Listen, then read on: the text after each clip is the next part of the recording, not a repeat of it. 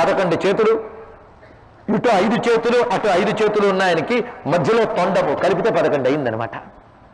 ఈ మొత్తం ఉన్నటువంటి ఈ చేతుల్లో ఈ స్వరూపాన్ని శ్రీ విద్యా గణపతి అని అంటారండి. అయ్యా, గణపతి అంటే మనకి అమ్మవారి ఒంటి నలుగు నుంచి పుట్టాడని తెలుసు కదా, ఇక్కడ కొంచెం మీ గణపతి తత్వాన్ని కొంత మనం గ్రహించుకోవాల్సింది. ఎందుకంటే గణపతి గురించి చెప్తే అమ్మకు ఆనందం కలుగుతుంది. అమ్మ ఆనందం కోసం చెప్పుకుంటాం. ఎందుకంటే గణపతులు ఎంతమంది ఉన్నారు అంటే ఒక్క కాశీక్షేత్రంలో 56 మంది గణపతులు ఉన్నారటండి. 56 మంది గణపతులు. ఇంకా మంత్రశాస్త్రంలో లెక్కలేని గణపతులు కనిపిస్తారు. క్షిప్ర గణపతి, హరిద్రా గణపతి, హేరంబ గణపతి, ఉచ్చిష్ట గణపతి ఇత్యాది గణపతులు చాలా మంది ఉన్నారు. ఇక వేదముల యందు గణపతి తత్వం చాలా విస్తారంగా ఉంది. మరి ఇంతమంది గణపతులు ఉన్నారా? గణేష పురాణం అని మనకి స్కాందంలో కొంత భాగం కనిపిస్తుంది. ప్రత్యేకించి గణేష ఉపపురాణం కూడా మనకి గోచరిస్తుంది. ఇది కాకుండా బ్రహ్మవివర్త పురాణంలో గణేశ ఖండము అని సాక్షాత్ నారాయణ స్వరూపంగా గణపతిని అక్కడ వర్ణిస్తారు. ఇలా అనేకములైన గణపతి కథలు ఇతర పురాణాల్లో కూడా మనకు కనిపిస్తున్నాయి. ఇక అధర్వణ వేదంలో గణపతికి సంబంధించిన అద్భుతమైన మంత్రశక్తులు చెప్పబడుతున్నాయి. ఋగ్వేదంలోనే గణానాంత్వా గణపతికం భవామహే ఇత్యాది మంత్రముల ద్వారా గణపతి తత్వం ఉన్నది. అలాగే బ్రహ్మణస్పతి సూక్తం, బృహస్పతి సూక్తం ఇవన్నీ గణపతి మంత్రములు వేదములు యందు. ఇది వైదిక గణపతి, తాంత్రిక గణపతి, పురాణ గణపతి అని 3 విధములుగా మనం చూసినా ఉన్న గణపతి మాత్రం ఒక్కడే. ఇది కాక గాణాపత్యమునకు ప్రత్యేక మతం ఉంది మనకి పంచమతాల్లో. అంటే ఇప్పుడు అమ్మవారి గురించి ఎంత చెప్పుకున్నామో గణపతి గారి కథలు అన్నీ ఉన్నాయన్నమాట. ఇది కాక ముద్గలుడు అనేటువంటి మహానుభావుడు రచించిన ముద్గల పురాణం అని గణపతి యొక్క కథా వైభవాన్ని చెప్తున్న విస్తారమైన గ్రంథం మనకు ఉన్నది. అంతేకాకుండా గృత్సమదుడు అనేటువంటి వైదిక ఋషి గొప్ప గణపతి భక్తుడు. ఆయన గణపతి సాక్షాత్కరించాడు.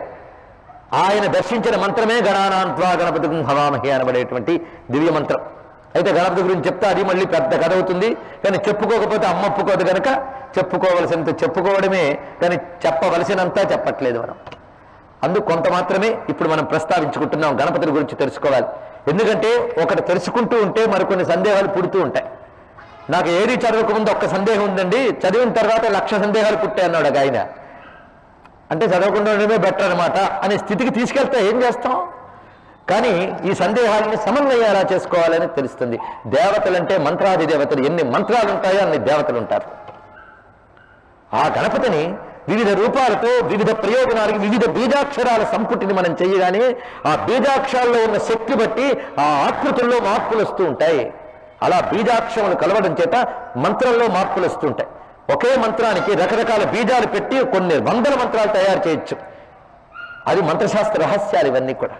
అలా గణపతి మంత్రానికి కొన్ని బీజాలను కానీ కలిపితే శ్రీ విద్యకు సంబంధించిన గణపతి తయారవుతాడు. ఆ శ్రీ విద్యకు ఆ గణపతినే ఆరాధించాలి.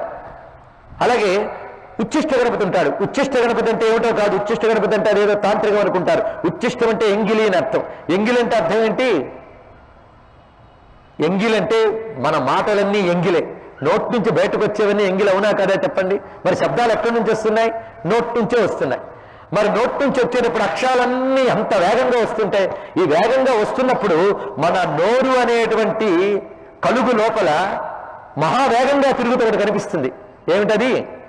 నాలిక.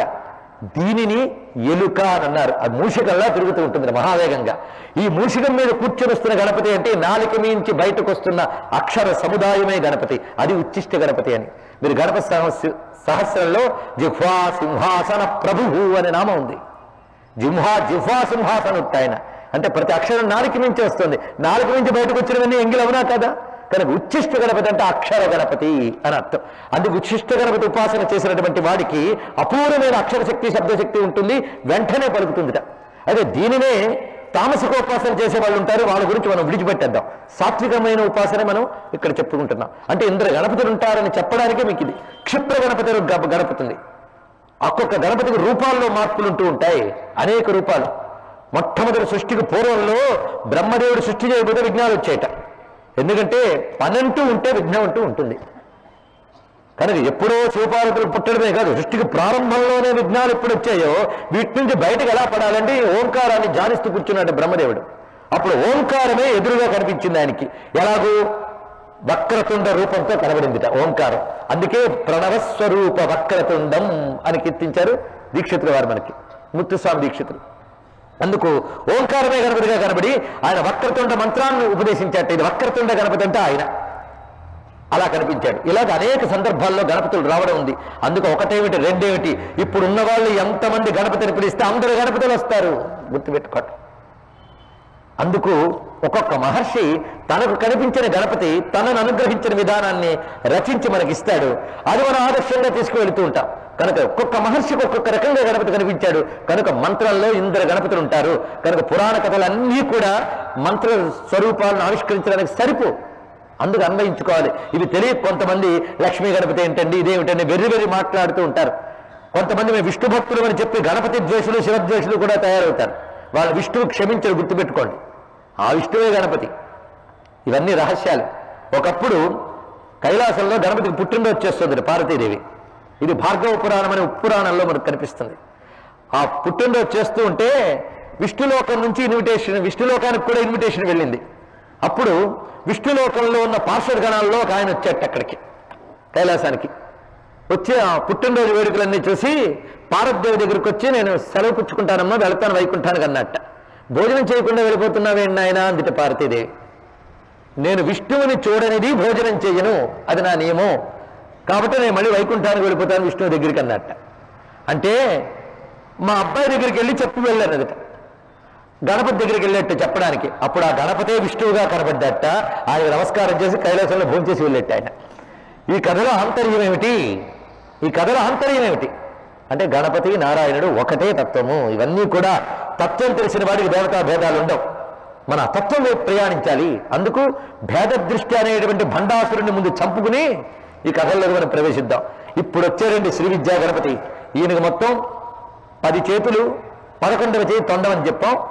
పై 2 చేతుల్లో ఆయన పట్టుకున్నటువంటిది శంఖము చక్రము, ఈ 2 పట్టుకున్నాడు. అటు తర్వాత శూలము పాశము పట్టుకున్నాడు. అటుపై ఆయన ఉత్పలము అంటే నల్లకలువ చెరకు విల్లు పట్టుకున్నట్ట. ఆ క్రింద ఒక గద వరికంకులు పట్టుకుని కూర్చున్నాడు. ఆ క్రింద 2 చేతుల్లో అంటే ఇవి 2 మీరు తీసుకోండి. శంఖము చక్రం అంటే ఇటు శంఖం అటు చక్రం, కుడి ఎడమలు తీసుకోవాలన్నమాట. అలాగే శంఖ చక్రములు, శూలము పాశము, ఉత్పలము, ఉత్పలం అంటే నల్లకలువ చెరకు విల్లు. ఆ క్రింద 2 చేతుల్లో గద వరికంకులు. కుడివైపు ఆయుధాలు చూస్తూ ఉన్నాడు. ఇప్పుడు పురుషాయుధాలు, ఇటు స్త్రీ ఆయుధాలు వస్తున్నాయి. ఇటు వరికంకులు పట్టుకున్నాడు, ఎడం వైపు స్త్రీ ఆయుధాలు వస్తున్నాయి. దాని క్రింద 2 చేతులతో పట్టుకున్నటువంటిది ఒక విరిచినటువంటి దంతము, ఇంకొక వైపు బీజాపూరం అనేటువంటి ఫలము. బీజాపూరం అంటే గింజలతో కూడిన ఫలం. ఇదేమిటా అని చాలా మంది కొందరు దానిమ్మకాయ అంటారు, కొందరు ఇంకేదో అంటారు. ఎందుకంటే వాటిలో కూడా బీజాలు ఉంటాయి. అందుకు బీజాపూరం అనే ఫలాన్ని పట్టుకున్నాడు. ఇలాగా శోభిస్తూ ఉన్నటువంటి వాడు మధ్యలో తొండల్లో రత్నాలన్నీ పెట్టినటువంటి సువర్ణ కలశం పట్టు కూర్చున్నాడండి ఆయన. ఇలాంటి గణపతి. ఆయన ఒళ్ళో సిద్ధలక్ష్మీదేవి కూర్చుందిట. ఇదేమిటండి లక్ష్మి అంటే? లక్ష్మి అంటే లక్షణ శక్తే లక్ష్మి, ఇంకోటి కాదు. ప్రతి వారిలోని లక్ష్మి ఉంటుంది. యాదేవి సర్వభూతేషు లక్ష్మీ రూపేణ సంస్థిత అని. లక్ష్మి అంటే వాడి యొక్క ఐశ్వర్యం, వాడి యొక్క విభూతి, వాడి యొక్క శక్తే వాడికి. అలా గణపతి యొక్క శక్తిని లక్ష్మి అని అన్నారు. ఇక్కడ శక్తి విశేషమే లక్ష్మి అనడం. అంటే గణపతి యొక్క శక్తి ఏమిటి? సిద్ధత్వం. దేనినైనా సిద్ధింపజేస్తాడు ఆయన. అందుకే ఆ తల్లి పేరు సిద్ధలక్ష్మి అని చెప్పబడుతూ ఉన్నటువంటిది. అది ఆయన శక్తి. అది ఆయన ఒళ్ళో కూర్చుందిట. ఇలా సిద్ధలక్ష్మి సమాసృష్టుడై చంద్రచూడుడై ఉన్నాడు. అంటే తండ్రి పోలిక వచ్చిందనమాట. చంద్రచూడతో 3 కళ్ళు, 3 ఉన్నాయి ఆయనకి. తల్లి పోలిక ఏమిటంటే పూర్తి రెడ్, ఎర్రని వాడు ఆయన. ఎందుకంటే అరుణాం కరుణాతరంగితాక్ష్యం కదా, కనుక తల్లి పోలిక ఒళ్ళంతా ఆవిడ రంగే. ఇటువైపు చంద్రచూడత్వము త్రినేత్రములు పెట్టుకుని ఉన్నాడు. ఈ 10 చేతుల మర్మం ఏమిటో కొంచెం చూద్దాం. ఈ 10 చేతులు 5గురు మిథున దేవతలు అని చెప్పబడుతున్న వాళ్ళు. 5గురు మిథున దేవతలు, జంటలు అనమాట. వీళ్ళెవరో కాదు, సృష్టి నిర్విఘ్నంగా కొనసాగడానికై వచ్చిన పరమేశ్వర శక్తులు 5గురు. వీళ్ళకి బీజాక్షాలు ఉన్నాయి. ఒక్కొక్క బీజాక్షరంలో ఈ మిథున దేవతలు ఉంటారు. మొత్తం 5 బీజాక్షరాలు ప్రధానంగా గణపతి మంత్రంలో అంటే శ్రీ విద్యా గణపతి మంత్రంలో మనకు కనిపిస్తాయి. ఆ 5 బీజాక్షరాల్లో ఈ మిథున దేవతలు ఉంటారు. శ్రీం అనే బీజంలో లక్ష్మీనారాయణులు, హ్రీం అనే బీజంలో పార్వతీ పరమేశ్వరులు, క్లీం అనే బీజంలో రతి మన్మథులు దాగి ఉంటారు. గ్లౌం అనే బీజంలో వరాహమూర్తి భూదేవి దాగి ఉంటారు. గమ్ అనే బీజంలో పుష్టిపతి అనబడేటటువంటి గణపతి దాగి ఉంటాడు. ఇలాగా శ్రీం హ్రీం క్లీం గ్లౌం గమ్ అనేటువంటి బీజాక్షములు అక్కడ చెప్పబడుతున్నాయి. పూర్తి మంత్రం సదస్సులో చెప్పకూడదు కనుక అంత మాత్రం చెప్పి ఊరుకున్నాం. మొత్తానికి ఈ బీజముల్లో మొత్తం 5 బీజముల్లో 5 మిథున శక్తులు ఉన్నాయి. తన మంత్రోపాసకులకు తెలియడానికే భావన కోసం చెప్పడం జరిగింది. లేని వారు దేవతను భావించండి చాలు. అంటే ఒక బీజాక్షంలో ఎందరు దేవతలు ఉంటారో చూడండి. చెట్టుని దాచుకుంటుంది విత్తనం, దేవతని దాచుకుంటుంది బీజాక్షరం. ఇది రహస్యం అన్నమాట. అయితే ఆ బీజాన్ని మనం అలా పెట్టేస్తే చెట్టు రాదు కదా. దాన్ని ఏం చేయాలి? మట్టిలో పెట్టాలి, నీళ్లు పోయాలి, జాగ్రత్తగా చూసుకుని క్రమంగా చేస్తే ఫలిస్తుంది. అలాగే బీజాక్షం కూడా సాధన చేస్తూ సదాచారంతో ఉపాసిస్తూ వెళుతూ ఉంటే ఫలాన్ని ప్రసాదించే వృక్షం అవుతుంది. అందుకు బీజాక్షర పేరు పెట్టడంలోనే అంత గొప్ప విషయం చూపిస్తున్నారు మంత్రశాస్త్రవేత్తలు చూడండి. అలాగే ఈ మొత్తం 5 దేవతల్లో మొట్టమొదటి లక్ష్మీనారాయణులు. అందుకే శంఖం చక్రం పట్టుకున్నాడు ఆయన. కొంతమంది శంఖం బదులు పద్మం అని అంటారు, ఎందుకంటే రెండిటికి ఒకటే రాసేశారు అబ్జా అని. అబ్జా అంటే పద్మము అని అర్థం, అబ్జా అంటే శంఖం అని కూడా అర్థం. ఎందుకంటే శంఖం కూడా నీటిలోంచి పుడుతుంది. అందుకు శంఖము చక్రము అన్నా బాధలేదు, పద్మము చక్రము అన్నా బాధలేదు. మొత్తానికి 2 లక్ష్మీనారాయణని తెలియజేస్తాయి. ఆ తర్వాత శూలము పాశము అనేటువంటిది పార్వతీ పరమేశ్వరుని తెలియజేస్తున్నాయి. అటువైపు చెరకు విల్లు ఉత్పలం అనేది రతి మన్మధుని తెలియజేస్తున్నాయి. ఎందుకంటే సృష్టిలో కోరిక ఆసక్తి ఈ 2 ఉంటేనే ఏ పనైనా జరుగుతుంది. ఈ 2 లేకపోతే ఏదీ జరగదు. కోరిక ఆసక్తి, అదే రతి మన్మథులు అనబడేటువంటివి. ఇవి కూడా భగవచ్చక్తి విశేషాలు. ఆ తర్వాత వస్తున్నటువంటివి భూమి వరాహ అంటే ఆధార శక్తి. భూమి, ఆ భూమి మనకి ఆహారాదులన్నీ ఇస్తున్నది. ఆ భూమికి పతి వరాహస్వామి. అందుకు గణపతి ఉపాసనలో వరాహస్వామి ఉపాసన కూడా మిళితమై ఉంది. ఆ కారణం చేత భూమికి సంకేతంగా వరికంకులు, వరాహానికి సంకేతంగా గదా పట్టుకుని ఉన్నాడు. ఆ క్రింద విరిచిన దంతము ఆయన వినాయకుడిగా ఆ పార్వతీ పరమేశ్వరుల ఇంట నడయానటువంటి పుష్టి స్వరూపం. ఆయన పేరు పుష్టిపతి అని వేదంలో పుష్టి స్వరూపుడుగా వర్ణించబడ్డవాడు ఆయన. ఆయన ఎక్కడుంటే అక్కడ పుష్టిగా ఉంటుంది. అందుకే గణపతి ఎలా ఉంటాడు? పుష్టిగా ఉంటాడు ఆయన. అది పుష్టి తుష్టి ఆయన యొక్క స్వరూపాలు. అందుకే పుష్టికి సంకేతంగా ఆయన పుష్టిపతిగా పట్టుకుంటాడు దంతాన్ని.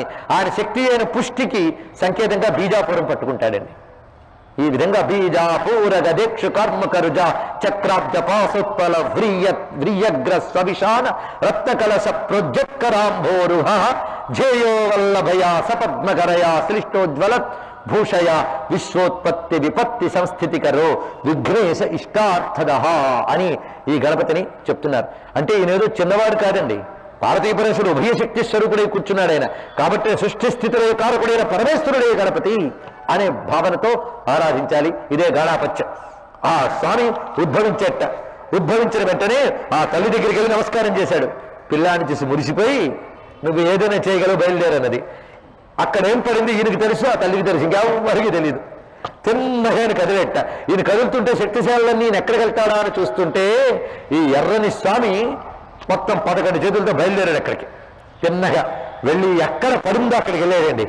ఆయన ట్రేస్ చేయగలడు, ఇంకెవరికి వాళ్ళకి కాదు. తిన్నగా వెళ్ళి తన యొక్క దంతాన్ని ఒకదాన్ని విరిచి కొట్టాడు దాని మీద. అంతే. క్షణాత్ చూర్ణీకరోతి స్మ జయ విఘ్న మహాశిలం సదేవో ఘోర నిర్ఘాత దుస్సహీ దంతపాతనై. ఆయన యొక్క దంతం వెళ్ళి ఎలా కొట్టిందంటే మొత్తానికి విఘ్నయంత్రం అంతా కూడా ఛేదింపబడిపోయింది, చూర్ణమైపోయింది, రండి పిండి అయిపోయిందిట. అది ఎప్పుడైతే పిండి అయిపోయిందో అంటే అలసత్వం, కృపణత్వం, ఇచ్చాదులన్నీ పోవాలి అంటే గణపతిని ఆరాధించండి. గణపతిని ఆరాధిస్తే బుద్ధి శక్తులని ఆక్రమించుకుని దౌర్భాగ్యాలన్నీ పోతున్నాయి మనకి. అసలు ఏమీ అక్కర్లేదుట. గణపతినే గట్టిగా పట్టు కూర్చుంటే ఆయన చూసుకుంటాడు మిగిలిందంతా కూడా. అవ్వయ్యారు భక్తురాలు ఉండే తమిళ దేశంలో. ఒకప్పుడు ఆవిడ గణపతి భక్తురాలు. ఆ గణపతిని పూజిస్తూ కూర్చుంది. కొంతమంది యోగులు కైలాసానికి వెళుతూ అమ్మా మేము కైలాసానికి వెళ్తున్నావు, నువ్వు వస్తున్నావా అంటే నేను ఎక్కడికి రాను, నాకు ఈ గణపతి చాలన్నదిటండి అని ఆ గణపతిని పూజించుకుంది. ఆ యోగులందరూ కైలాసానికి వెళ్ళారు. వెళ్ళేటప్పటికీ వాళ్ళకి అక్కడ అవ్వయ్యారు కనబడిందిట. రానన్నావు, నాకంటే ముందు ఎలా వచ్చావంటే ఏమో నాకు తెలియదు ఆయన, మా గణపతే సర్వస్వం నేను కూర్చున్నాను, మీరు అలా వెళ్ళగానే మా గణపతి తొండం చాచి నన్ను చుట్టేసి ఇక్కడ కూర్చోబెట్టాడంట. కైలాసంలో కూర్చోబెట్టేసేట ఆయన తిన్నగా. అంటే ఆ అమ్మ అయ్య దగ్గరికి అతి తొందరగా తీసుకెళ్ళగలిగేవాడు ఆ మహానుభావుడు. ఆయన కదిలితేనే అంతా కదులుతుంది. అందుకే యోగంలో మూలాధారం కదిలితేనే మొత్తం కదిలి సహస్రారం దగ్గరికి చేరగలం. అందుకు మూలాధార క్షత్రస్థితం పరాది చత్వారి వాగాత్మకం ప్రణవస్వరూప వక్రతుండం నిరంతరం నిటల చంద్రఖండం నిజవామకర విధృత ఇక్షుదండం పర కరాంబుజ పాస బీజాపూరం కలుష విదూరం భూతాధారం హరాది గురుభుగ తోషిత బింబం హంసధ్వని భూషిత హేరంబం వాతాపి గణపతి మన దర్శించాడు ముత్తుస్వామి దీక్షితుల వారు. ఈ గణపతినే దర్శించాడు ఆయన. శ్రీ విద్యా గణపతినే దర్శించి మనకు చూపిస్తున్నాడు ఆయన. ఈ విధమైనటువంటి ఆ గణపతి చూర్ణం చేసిన తర్వాత అప్పుడు వీళ్ళకు మత్తులు ఎదురేయటండి. ఎందుకంటే మూలం చూర్ణమైపోగానే శక్తిశాలన్నిటికీ మత్తు వదిలింది. ఈ లోపల అక్కడున్న శక్తులన్నీ వచ్చేయడం మొదలుపెట్టారు. ఎవరు? రాక్షస శక్తులు. ఇప్పుడు యుద్ధం అంతా ఈయన గారిపోయినండి. ఆ వస్తున్న ధనుజుల్ని ఒక్కసారి చూసేట ఆయన. వచ్చిన వాడు ఒక్కడు. అంత రాక్షసుని ఎలా ఎదుర్కొంటారండి? ఆయన ఒక్కసారిగా ఆయన నుంచి అనేక రకములైన శక్తులు ఉత్పన్నమయ్యే ఈ శక్తులకి మనం నమస్కరించుకుంటే చాలు ధన్యమవుతాం. ఆమోద ప్రమోద ప్రముఖ వృద్ధి ముఖ్య శక్తి నిషేవితా. ఆమోద మొదలైన శక్తులట వారి పేర్లు చూడండి. ఆమోద ప్రమోదశ్చ సుముఖో దుర్ముఖస్తదా విఘ్నశ్చ విఘ్నకర్తాచ షడేతే విఘ్ననాయకా. 6 విఘ్ననాయక దేవతలు. ఆమోదము, ప్రమోదము, సుముఖము, దుర్ముఖము, విఘ్నకర్త. ఇవి 6. ఇదేమిటంటే విఘ్నము ఆయనే, విఘ్నకర్త ఆయనేనా అంటే విఘ్నాల మీద పట్టు ఆయనది. ఆయన అవసరమైతే విఘ్నం కలిగించగలడు, అవసరమైతే విఘ్నం తొలగించగలడు. ఇప్పుడు ధనుజులకు విఘ్నం కలిగించాలి, శక్తిశాలకు విఘ్నం తొలగించాలి. అది మనం ఈ విఘ్నం గురించి కొంచెం ఆలోచిస్తే మనకి ఇప్పుడు ట్రైన్ ఫలానా టైంకి 6:30కు ఉంది అనుకుంటే ఇక్కడ నుంచి బయలుదేరాం. కానీ చిత్రంగా ఆ రోజు ట్రాఫిక్లో ఇరుక్కుపోయాం. ట్రాఫిక్ క్లియర్ అయ్యేటప్పుడు 2 గంటలు అయిపోయింది. మనం వెళ్ళేటప్పటికి ట్రైన్ వెళ్ళిపోయింది. తిరిగి ఇంటికి వచ్చేసాం. చాలా బాధపడ్డాం. గణపతికి నమస్కారం చేసుకుని వెళ్ళినప్పటికీ ఎందుకు విఘ్నం కలిగింది అనిపిస్తుంది. ఈ లోపల టీవీ పెట్టాం. టీవీలో న్యూస్ మనం ఏ ట్రైన్ ఎక్కుదాం అనుకున్నామో దానికి భయంకరమైన యాక్సిడెంట్ జరిగిందని తోవలో. ఇప్పుడు చెప్పండి, అది కాకుండా ఆపేడా గణపతి? అంటే విఘ్నం కలిగించాడు ఆయన. ఆ విఘ్నం ఎందుకు కలిగించాడు? మన క్షేమం కోసం. కనుక విఘ్నం ఎవరు తొలగించగలడంటే విఘ్నం మీద పట్టున్నవాడే తొలగించగలడు. విఘ్నాన్ని పంపగలడు, విఘ్నాన్ని తొలగించగలడు. అందుకే మన శత్రువులపైకి విఘ్నాలు పంపుతాడు, భక్తుల దగ్గర విఘ్నాలు తొలగిస్తాడు. అందుకే విఘ్నకర్త విఘ్నహర్త 2 ఆయనే. అలాంటి ఆ స్వామి దగ్గర మొత్తం ఎన్ని రకాల గణాలు ఉన్నాయంటే 7 కోటి సంఖ్యానాం హేరంబాణాం అధీశ్వర. 7 కోట్ల గణపతులు వచ్చేటండి ఆయన నుంచి. అనేక రకమైన గణపతులు ఆయనలాగే ఉన్న వాళ్ళు వచ్చేసేట 7 కోట్ల మంది. 7 కోట్ల మందికి ఆయన అధిపతిగా ఉన్నట్ట. ఏమిటది లెక్క? దీని గురించి కొంచెం మనం మళ్ళీ గణపతి శాస్త్రంలోకి వెళ్ళాలి. అందుకే పురాణంగా అక్కడే ఉన్న శ్లోకం అర్థం చెప్పుకుంటే కేవలం స్టోరీవే. కానీ ఆంతర్యం తెలియాలంటే ఇతర శాస్త్రములతో పరిచయంతో లాక్కు రావాలి. గణపతి సహస్రంలో ఈ ఆంతర్యం చెప్తాడు. 7 కోట్ల గణాలకి ఆయన పతుక. ఏమిటా 7 కోట్ల గణాలు? దానికి గణపతి సహస్రం చెప్తున్నది 7 కోటి మహామంత్ర మంత్రితావయవ జ్యుతి. ఇది వేద మంత్రాలు ఎన్ని అంటే 7 కోట్లు. గుర్తుపెట్టుకోండి, మొత్తం వేద మంత్రాలు 7 కోట్లు ఉన్నాయట. ఈ 7 కోట్ల మంత్రములకు పతి ఒకడే ఉన్నాడు. ఎవరంటే ఓంకార స్వరూపుడైన పరమేశ్వరుడే పతి. ఆయన ఉంటేనే వేదమంత్రం పనిచేస్తుంది. కనుక ప్రతి మంత్రానికి ఓంకారం పలకనిది వేదమంత్రం పలకం. కనుక ఓంకారం వేదమంత్రానికి ప్రభు స్థానంలో ఉందన్నమాట. కనుక వేదమంత్రాలు 7 కోట్లయితే దానికి ప్రభు అయిన ఓంకారం మంత్రగణములకు పతి. అదే గణానాంతా గణపతి హవామహే అంటే వేదంలో దాని అర్థం ఏంటంటే వేద మంత్రగణములకు పతి అని. మంత్రములు అనగానే మనం చెప్పుకున్న ఎన్ని మంత్రాలు ఉన్నాయో అందరు దేవతలు ఉన్నారని. కనుక మంత్రగణము అంటే దేవగణము అని. కనుక మంత్రగణములకు పతి, దేవగణములకు పతి. కనుక 7 కోట్ల మంది గణములు ఉండగా అక్కడ గణపతి ఉన్నాడు అంటే అర్థం 7 కోట్ల మంత్రములకి పతి ఆయన. అది అర్థం అనమాట. అందుకే ఆయన నుంచి 7 కోట్ల గణపతులు వచ్చారంటే అర్థం ఓంకారం నుంచే సర్వమంత్రములు ఉత్పన్నమయ్యాయన్న వేద విజ్ఞానం చూపిస్తున్నాడు. అది రహస్యం అనమాట. అందుకు యుద్ధ విద్య కాదు, ఇది మంత్ర విద్య అని మళ్ళీ తెలుసుకోండి. ఎన్ని అందాలు చూపిస్తున్నాడు. గణపతి ఉపాసనంతో ఇక్కడ చూపిస్తున్నాడు. గణపతి ఉపాసన లేనిది మన అమ్మని తెలుసుకోలేం. వైదిక మతంలో బాగా గుర్తుపెట్టుకోండి, ఏదో ఒక్క దేవుడు అనేటువంటి విధానం లేదు వైదిక మతంలో. కానీ దైవం ఒక్కడే అని నమ్ముతాం, అనేక దేవతలుగా అది వచ్చిందని నమ్ముతాం. కనుక అన్ని దేవతల్ని ఉపాసించాలి మనం. అందుకే శ్రీ విద్యలో మీరు గణపతి ఉపాసన ఉంది, నారాయణ ఉపాసన ఉంటుంది, ఇంకా చాలా విష్ణుమూర్తులు వస్తారు మనకి. వీళ్ళందరినీ ఎందుకు చెప్తున్నాడంటే వీళ్ళందరూ అమ్మ రూపాలే అనే ఎరుక మనకు కలిగించడానికి. అందుకే హిందూ అనేటటువంటి వాడు అనేక దేవతలను ఆరాధిస్తూనే ఏకదేవతా విజ్ఞానం కలిగి ఉంటాడండి. అది ఇక్కడ ఉన్నటువంటి విశేషం. ఇది పరిపూర్ణమైన హిందూ మతం. అది అర్థం చేసుకోవడానికి ఇక్కడ గణపతి కూడా వస్తున్నాడు. ఏం లలితమ్మ అంటే లలితమ్మనే చెప్పుకోవచ్చుగా, వీళ్ళందరినీ ఎందుకు చెప్పాలి? వీళ్ళందరూ అమ్మ యొక్క రూపాలని ఎరుక మనకు కలిగి గణపతిని ఉపాసించాలని చెప్పడం ఇందులో ఉన్న విషయం. వెంటనే ఈ నుంచి వచ్చినటువంటి సేనలన్నీ బయలుదేరి అక్కడొస్తున్న మహాసేనలు రాక్షస సేనలన్నింటినీ క్షణంలో నాశనం చేస్తున్నాయి. ఎక్కడ పెడితే అక్కడ ఎర్రని ముఖాలు వేసుకున్న గణపతులు ఆ మొత్తం ప్రాంగణంలో కనిపిస్తున్నాయండి. యుద్ధ ప్రాంగణంలో మొత్తం తిరుగుతున్నారు. వీళ్ళందరూ కలిసి త్రింశదక్షోహిణీ సేన విశుక్రస్య దురాత్మన, మొత్తంగా 300 అక్షోహిణీ సేనలు కలిగినటువంటి విశుక్రుడి యొక్క సేనల్ని మొత్తాన్ని నాశనం చేసేట ఈ వచ్చిన గణపతులందరూ కూడా. గణనాథ ముఖోద్భూత గజవక్త్ర సహస్రశ, గణనాథుడు ముఖం నుంచి పుట్టిన వీళ్ళందరూ కూడా ఈ విధంగా చేస్తూ ఉన్నారు. ఇప్పుడు అప్పుడు విశుక్రుడు